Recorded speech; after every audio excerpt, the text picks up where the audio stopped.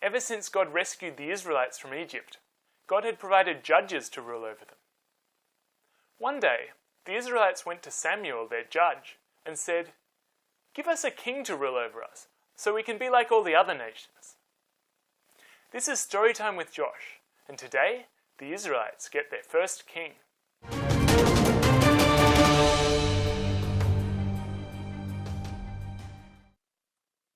The Israelites said to Samuel, "You're getting old and won't be around to rule over us forever. Give us a king so we can be like all the other nations." Samuel was upset, but God said, "It's not you they're rejecting. It's me they don't want as their king. Give them a king, but first warn them what it will be like." So Samuel told the Israelites, "If you get a king, he'll turn your daughters into maids and your sons into servants and soldiers. He'll take the best part of everything you have, and one day you'll beg to be rescued from the burden that your king places on your shoulders." The Israelites said, "Maybe, but give us a king so we can be like all the other nations." So God chose a man named Saul to be Israel's first king. One time, the Israelites' enemies were getting ready to attack them, and the Israelites were scared. Now Samuel had said to King Saul, "In 7 days' time, I'll come and meet you, and I'll sacrifice some animals to God." But the 7 days came and went, and Samuel hadn't arrived, and the Israelites started scattering. So Saul took the animals, and he sacrificed them himself. Just then Samuel arrived and said, "What have you done?"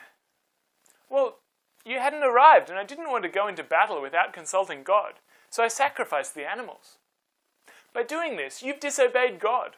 Now God won't let you continue as king. He'll find a man after his own heart and make him king instead." One time, Samuel came to King Saul and said, "God says, attack the Amalekites and completely wipe them out. Don't even let their sheep or cattle live."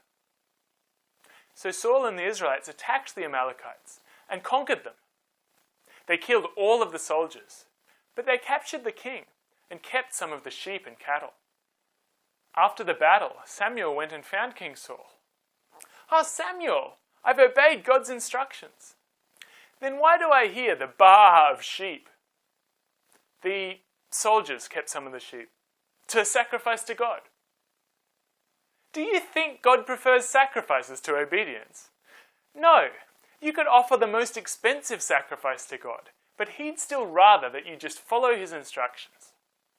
Because you have rejected God's instructions, he has rejected you as king." Then Samuel sent for the Amalekite king and executed him.